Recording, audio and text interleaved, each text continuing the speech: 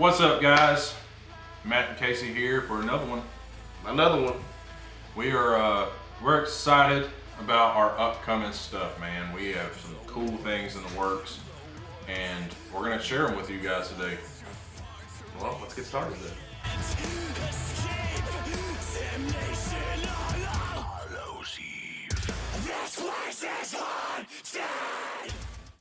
So, we have 2 more documentaries coming out. Cat's out of the bag. This is not a trailer or anything like that. This is just kind of us telling y'all what to be expecting. So yeah, kind of get you guys prepared so that if you're in the area and we decide to do a show like we did for Uncovering Wilden, you can come out. You can come out and hang out with us beforehand, have a beer with us, and come watch a documentary that we busted our butts for. So. Some pizza. Ooh. Or another fire-ass burger. Talk about some chubs. Yeah. Bro, you ain't lying. So, I'm gonna start with, we're making a Malik documentary. And which, if you don't know who Malik is, he is. He's actually who guards the gates of hell according to the Quran. He's considered a dark angel. Yeah. That's what the Quran, but you know, that's also what we described him as, so. Nice try, loser. So, either way, we've had a really good run-in with them. I wouldn't say good. We've had a really strong run-in with them. I was gonna say, bro. That's not the right term. No, not at all. It was not cool. But we've contacted this entity a few times, and it was never anything absolutely crazy. We got some great responses. Yeah. But it was never like a physical thing until recently. And I'm not gonna go into great detail about what happened, but I will tell you this. We went into another location. A big location. Hoping to film another documentary. We spent the entire weekend out there and nothing happened. Until I busted my mirror out. Alex Bob busted his mirror out. Shout out Alex Bob / Bigfoot Bob / whatever other Spectrum Wolfpack. There we go. We had the table. We had the mirrors up on the table, and we did like an old school seance. It wasn't nothing evil. Just we didn't draw no symbols, nothing. We literally just put our hands on the table, feet. and we started focusing in on stuff. And there was lots of noises and things of that nature happening directly around us, and that had not happened at all through the weekend we've been there. No, and something happened to me that I'm honestly nervous to show you guys because it was so crazy that I wouldn't believe it if I saw it. It happened. It definitely happened, and it was, I mean, it physically left bruises on me.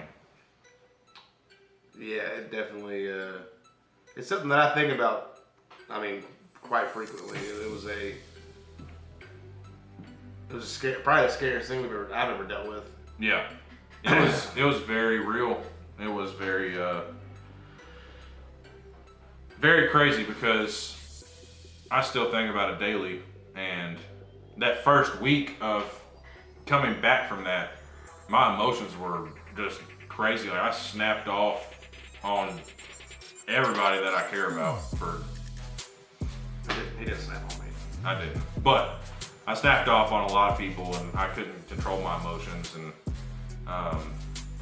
very, very depressing week, and very, I guess every emotion that I could think of like would just hit me. Minus happiness. You were getting everything but what you should have been getting. Yeah.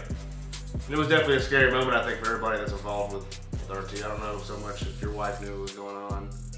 I kind of mentioned to my wife, and I know it's probably some other guys too, but it was definitely not what we've dealt with before. And you know, normally we can snap each other out of stuff and say, hey man, it's all good, stuff happens, but this was I mean, it was affecting you at the table enough to say, yeah, he's not going nowhere. Yeah, Matt Wyatt asked or told me, or said out in general, we need to get Fiore out of here. And I don't remember saying it, but I said he's not going anywhere. So that should give you a taste of what we went through. Yeah. You'll see it in the Malik documentary that's coming out. I don't know when it's, we're not gonna give you a release date just because we have no idea what's gonna happen between now and honestly next month. Yeah. So. But we are working on it. We have lots of footage from Paranormal Den, Richard Wade, Rich Wade, Alex Bob. You can be seeing all them in this documentary because they've all experienced Malik as well as us. Yeah, and a lot of them have experienced Malik to the same degree. Yeah. As we have, especially Richard Wade. We're not going to say on here if he decides to disclose that, he can disclose it, but he went through a real shitty time with that. Yeah. And Jason Emmerich. Jason Emmerich, yeah. So yeah, back on topic. That's what you can be expecting before uncovering Wilden Part 2. Now I will say this though, the Malik documentary is not going to be like a normal documentary. No, it's not going to be a bunch of investigation clips. It's going to be essentially stories, evidence that other people have given us that we're going to post. It's going to be just about this one entity, and we're going to say it now. Once we post this and you see it, don't go seeking them. Exactly. Do not. That's the stupidest thing you can do. We stumbled upon it, and now it is a part of our daily lives. Don't go seeking it. And in fact, it's such a part of our daily lives. I went to a open house for my son's school, and out of all the names in the world, there was a kid named Malik. Yeah, there was a kid named Malik, and I know some of y'all are thinking, "Oh, that could happen. That's whatever." But I ain't ever met no kid named Malik. No, I don't take that as a coincidence. That was him showing his name spaced somewhere that I was at, and in my son's class, nonetheless. So it's a very deep subject for us, and we're gonna share with you guys, and it's gonna be different. It's like he said, it's not gonna be a typical paranormal documentary. It's gonna be the real side of things and how this stuff can fuck your life up. It hasn't really fucked my life up. I can't say. But it could have. I mean, Yeah. What happened that weekend could have really just. Yeah, that's all I'm gonna say. So now on to the next one. Yeah, Uncover Wilden Part 2. We're gonna sacrifice a chicken. I'm just kidding. I was like, what? And I'm not doing that. Uncover Wilden Part 2. So, before we talk about this, if you have not gone to see an Uncover Wilden, go on Amazon Prime now, right now. Go watch it. It's 81 minutes. Leave a review. Hopefully you guys like it. Even if it's a bad review, I don't care. Yeah, exactly. So, check it out. What you can be expecting, start off with the basics for Uncover Wilden 2. Camera quality. Not that great. It's going to be excellent. Oh no, number 2, my bad. Yeah. Number 1, not that great. Number 2, it's gonna be great. Yeah. And then investigations. Wild as shit. Wild as shit. We're also going to be focusing on actually investigating some. We did a lot of experiments on uncovering Wilden. What you can expect is more investigations. Yeah, because like you said, I mean, part 1 was fantastic for our first one. Yeah.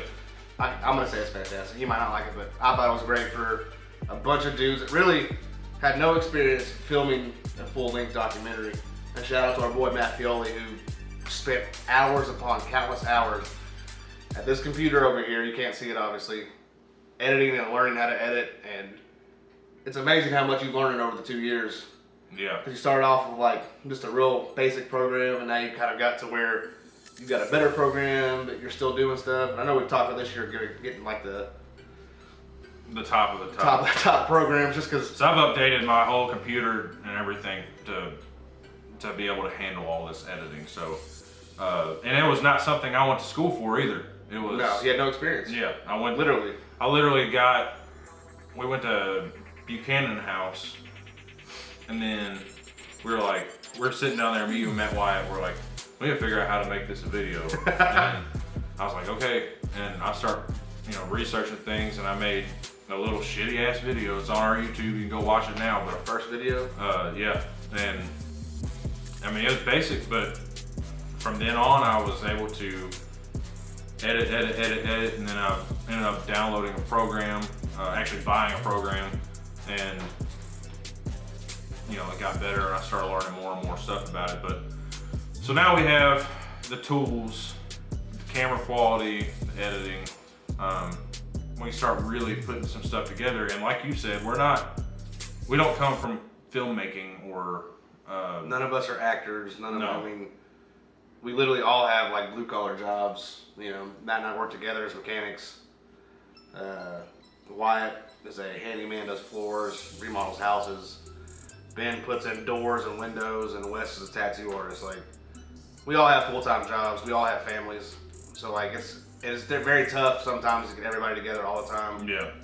And that's kind of something that I think you and I both have had to realize is because Matt and I, you know, we've been friends since 6th grade, Yep. something like that. And so my wife will come over here and hang out with his wife and the kids, and Matt and I will do stuff. And we have to learn sometimes people can't do that.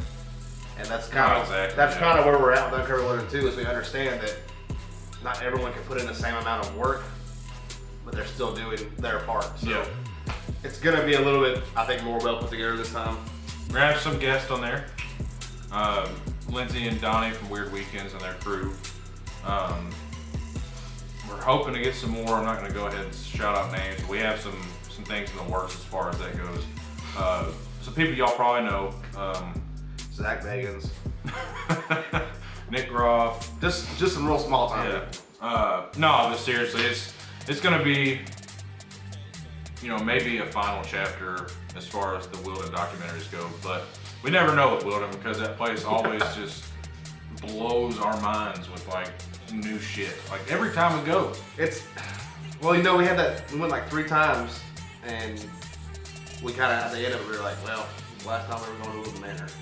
And then you set up, I think, 3 investigations, and all, for some reason, like all of them fell through within like a weekend. Yeah. Like one closed down, one had overbooked. And then we ended up like getting snowed out for one. Yeah. So I remember you calling. You're like, "Hey, we're trying to go to Wilden because we've had an investigation in a month." And that's when it changed for us. We went there. It went crazy. It was the most active place I've ever been to in my life, and I said, "All right, well." And I think you and I talked about it. We both said, we got to show the world what this place is doing, because you have these giant places, Waverly Hills, which aesthetically, Waverly Hills looks way scarier than Wilden Manor. Absolutely. Like, Waverly Hills looks fucking scary. Wilden Manor, you walk up to it, it looks like a normal building, and you walk inside and it's got like haunted house props everywhere, and then like you go to like it's just a different place. But Wilden Manor needs to be on the same, if not the same, but higher than some of these well-known haunts that aren't producing any a lot of them. A lot more of the well-known haunts, because I mean, that's like the only place I've been to in a while that you go into and you're like, I don't feel comfortable walking around in here. No. Like you can feel it just all up on you all the time, and it's. And if you do have to go somewhere by yourself, whether it be in isolation or you got to walk back and grab some batteries, it's one of them quick walks, sweating like. Yep. Easy chest, dog. It's So yeah, Wilden Manor, to say the least, is a special place for us. I know it seems like we have overdone Wilden, but we're really just trying to show you guys why we love it so much. And this year, we will be exploring some new places, kind of like a gateway tour 2020. But we're going to be teaming up with some people because, you know, we're down to 5 members. That's because we started with what? We had 7. What's the highest we ever had at one point? 5, 6, 7, 8, 9. Yeah, 9. I did. So at one point we had 9 people. So these big locations that were, you know, ridiculously expensive were way easier for us to do. But as time goes on and as people show their true colors, yeah, you kind of you know, it comes down to the people that have showed the most heart and willingness to do these things. We've gone through a lot of drama with past members. We've gone through heartbreak with some past members, and we're down to our 5 now. And as an investigation crew, I don't think that'll ever change. Eventually, we may, you know, get camera people, but that'll be what it is, and that's it. But we're teaming up. That's also something else we said we'd never do. That's right, and you know, we've come to know some of these groups pretty good, you know, online at least, and that's just something that needs to happen. Some of these people we need to team up with, and that's really what all this is about. You know, at the end of the day, we're all in this together to try to prove to the non-believers, or not necessarily prove, but even my personal take on it is prove to the scientific field that the paranormal is legit. And that's why you know, in our other video, we're talking about doing all this crazy stuff. That's why we do it. Yeah, we want to legitimize the paranormal, which I mean I think that's probably, or it should be, everybody's goal. It probably isn't for everybody, but if you can legitimize what we're doing, then you have, you know, you become the leading researcher in that area. Yeah. Like, and then you have an understanding. You know, people ask us about residentials all the time. Hey, do y'all do residentials? You know, do y'all got any residentials coming up? And I'm not gonna say we don't. I know we've talked about this before too, but we can't say we don't do residentials, but it's not something we seek out at all. And my personal preference is we not do them. Now, I know a lot of people's gonna be like, well, you're in this to help people, right? Absolutely. We go into these big locations and we're trying to gather legit evidence and legit understanding of these spirits. And it's something you cannot do in somebody's home. You can't go in there and push the bear in somebody's home, because then you leave and those people are left with that. So without people like us doing what we're doing in these locations and trying to get evidence, people that are out there only doing residentials cannot thoroughly help these people. no, and to be real, every residential we've ever been called to has been not paranormal. Well, I could say, Well, that one. yeah, That one was. But, you know, we first started, that was our big thing. We were going to do residentials, and, you know, three weekends of the month, do residentials in a big location at the end of the month or whatever. But it just turned into, we realized that we're more of a help to the paranormal field by finding out and pushing the limits in this location people don't live in, than we are going to someone's house and trying to, like you said, poke the bear. yes. That's not a good look. I'm sure there's lots of people that do not do that, and I'm sure there's probably some people that go in there and leave a freaking mess. Yeah. So if you're gonna do residentials, don't go in there looking to do an investigation. That's my Yes. You gotta collect the evidence first. yeah. That's my key thing. Don't go in there doing an investigation. You might do things like this, like, you know, take a recorder out, leave it on the table while you're talking with the homeowner or your client, whatever you want to call them, but not asking the spirits questions. Maybe just leaving that out and talking about what's been happening at the house, and then maybe you'll catch something. But you don't want to fire this thing up and then be like, all right guys, I'm leaving, y'all enjoy your ghost. So He wasn't that pissed off. Now he is. yeah. Y'all have a good time. But anyways, Uncover Wielded Part 2, Mallet documentary. Stay tuned. We're gonna have some trailers coming out. Mallet trailer's gonna be out pretty soon. I gotta get a couple more things. A couple of them shots. Yeah, and you know, then I'll put out some kind of little teaser reel. But we're not gonna tell y'all when all this stuff is gonna be fully released, because we're not going to push our boundaries. We want to make sure this thing's done right. So But we also have lives too. Yeah. Man. We have October coming up, which this is the first October. We don't have anything really planned. Yeah. I know you guys. I unfortunately can't go. They'll be heading out on the 19th to a pretty cool location. I don't even understand right now, but other than that, October we're probably gonna spend a Saturday night at Wilton Manor. Just they have a haunted house that goes on. We're probably gonna hang out there, but. do some networking. Other than that, I mean, this is our first October in 2 years that we're actually gonna he's gonna be able to go trick or treat with his kids and go out and actually find their costumes with them, and I think it's kind of cool. And And it's been a while since we've done that. anything like Halloween stuff we've missed the last 2 years. We were busy every weekend last year. We were gone every weekend. And like during the week, Oh yeah, no, yeah. it was non-stop. But so yeah, we have lives. We don't want to push the documentary to where it's gonna just be looking rushed. So I will say, stay tuned. Again, thank y'all for watching. Like, share, subscribe, comment. Shout out Spider Energy Drink.